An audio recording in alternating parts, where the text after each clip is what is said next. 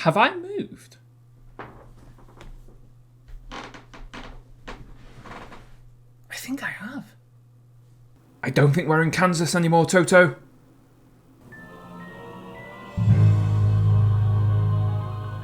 I'm back with a new background and a new motivation to make some content and talk about games for a little bit. I've been away for about 6 months now. I had to take some time out just for my own sort of health, really. If you're not entirely certain what I mean, check out a link to this video about why I stopped uploading the first time around.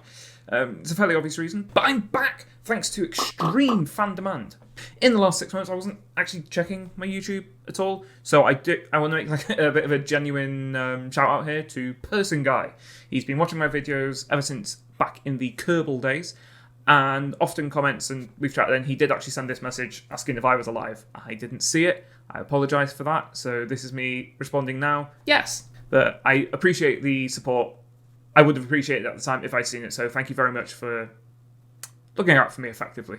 Now, if you'll indulge me, let me talk at you for some time about vapourware and cancelled games. Let's be clear right from the off here. Modern video games are so huge, so complicated, and require so many people to work on them that frankly it is a modern miracle that they get finished and put out to sale at all, let alone that they then after that work well. I mean, when was the last time you saw an interview with a developer and they just said, oh yeah, it's easy? The sheer amount of work that goes into even the worst video games means it's no surprise really that a lot of them do get cancelled along the way and somewhere in their development cycle. Now, as a point of clarification, the term vapourware that I used at the beginning of this video, it means effectively a game that is technically still in development. It's not actually been officially cancelled, but that we're hearing no updates about. And there appears to be absolutely no movement on whether it's going to ever end up on our screens and in shelves. No. In shelves? On shelves? On shelves. You cannot be in shelves. That's a different thing altogether. For quite a while now, actually, due to a number of dumb delays, I actually thought Kerbal Space Program 2 was going to be vapourware. Thankfully, it appears it's not going to be. They're releasing an early access on the 24th of February, I believe. But I was and still am concerned that the final version of that game may never actually see the light of day. For games that are still actually vapourware, please see Black and White 2, any Silent Hill game, and apparently any game put out by Bethesda. Hey, got him! Now, as for why this happens, well, there's a few different reasons, and unfortunately a lot of them are kind of boring. A lot of them do actually just come down to admin, mismanagement, and bureaucracy. They are often a legitimate product that the developers are genuinely trying to get out the door, but for whatever reason, whether it be internal politics or simply a lack of faith in the project and funding, it just falls through. For games that have been in development for an extremely long time, such as Duke Nukem Forever, which I believe was in development for 12 years before finally being released, you can get into this weird cycle where you've been developing it for so long that you end up having to just trash everything you've already done to make sure you're keeping up with modern trends, modern game engines, and modern graphics. Otherwise, by the time you sell the product, it's going to be old hat and no one will want it. So you end up in this sort of reinforced self-feedback loop where you're constantly just having to get rid of old stuff and start again, which just puts you back at square one and it starts all over. And that is what's been happening with a lot of games that have been taking a long time. Final Fantasy 15 was another one. It started as Final Fantasy 13, an add-on anyway, until it became where it was. And whilst it was in development for 12 years, the actual final game that came out was only in development for about 5, which is fairly average. There are, of course, more, shall we say, malicious reasons why this can happen. So, let's put on our tinfoil hats and go a little bit conspiratorial, shall we? Okay.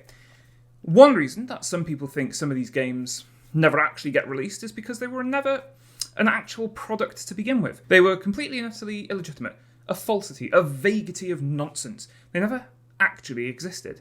Why would a company do this? Well, one reason people have proposed is to increase hype around their own company, increase potentially their own stocks and share prices, lure in new investors, and generally just keep their name as a buzzing around in people's minds, at the front of people's minds as a publisher or developer.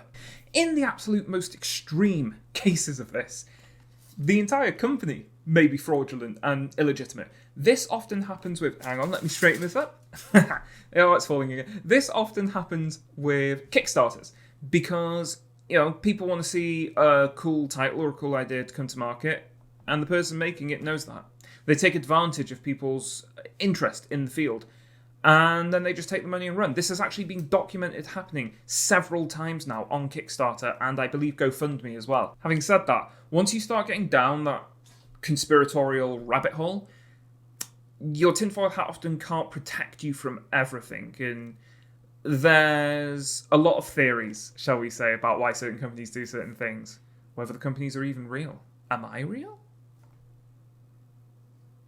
Is this real? Is anything real? Oh my god. Is Tessie even real?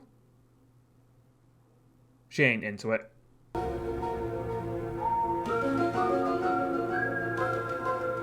Sorry about that. I had somewhat of an existential crisis. I've been officially reset now, though. I believe the button for that is actually somewhere inside my belly. No, cut that. On to cancelled games rather than vapourware themselves. So these ones are differentiated by the fact that they have been officially terminated by the developers or publishers. There have been more cancelled games than games that actually came out, research suggests. Research, in fact, has not been conducted on this matter. This is entirely my own opinion based on guesses I have with information to hand at the time. Hello, dog. She's entered the room.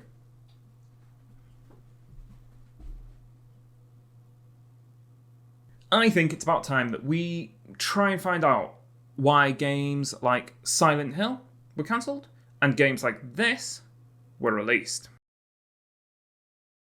As a little bit of an editor's note here, by the way, this is more of a general roundup of games that have been cancelled that I found a little bit interesting.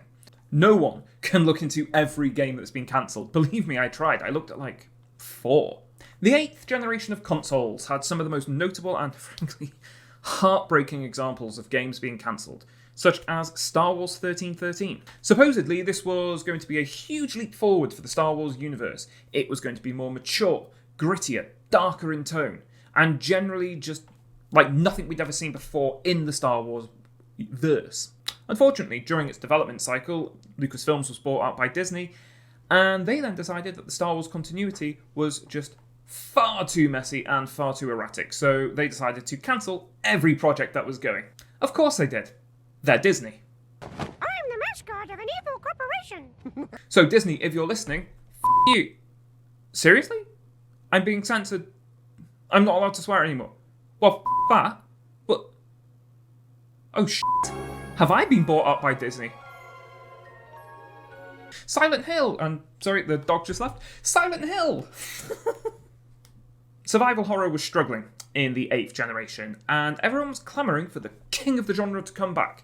Resident Evil had gone on the action-adventure pathway, and everyone was clamouring for a Silent Hill game. Then, a mysterious demo came out on the PlayStation Store called PT, short for Playable Teaser, and at the end, once you completed it, boom! Silent Hill game! Produced by Hideo Kojima and directed by Guillermo del Toro, because of course it was. However, internal conflict between Konami and Kojima meant that everything related to Kojima, including PT and apparently Kojima himself, were wiped from existence as far as Konami were concerned. Of course, the rest of the world knew that this wasn't what was happening, and shall we just say that Konami's favours have gone down recently.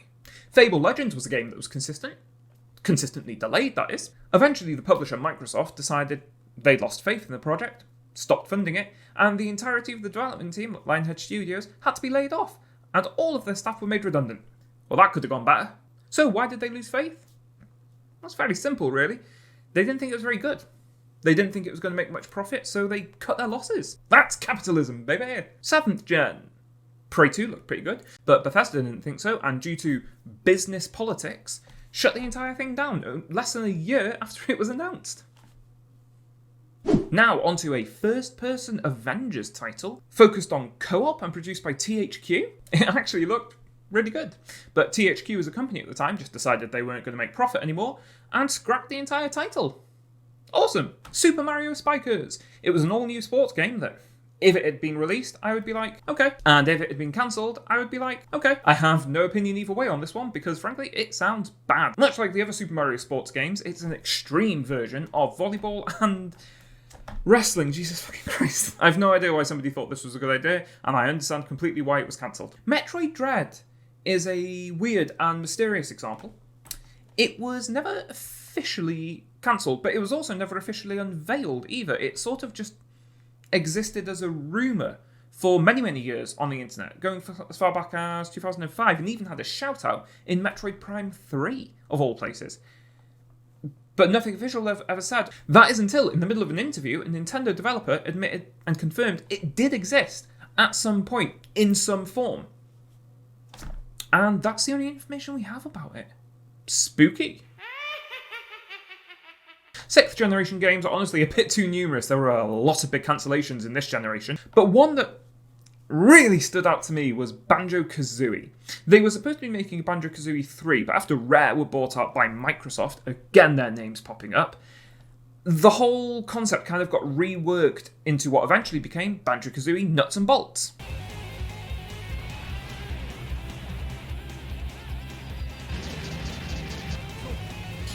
What the fuck is this? Why are you stomping on the dreams of my childhood? The only other one I cared about at the time was Charlie Brown All-Stars.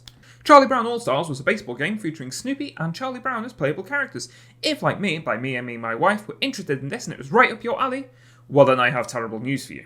5th generation was a complete mess, due to the fact that this was a gigantic transitionary period within gaming. This was when we made the big leap from 2D to 3D. One of the really big ones to note in this generation was Sonic Extreme. This was a planned title for the Sega Saturn. It was and still is the only Sega console that ever came out that didn't have a solid Sonic platformer for it. You were able through classic collections to play some of the old 2D platformers, but a full-fledged 3D Sonic game just never materialised. Development of this game was brutal.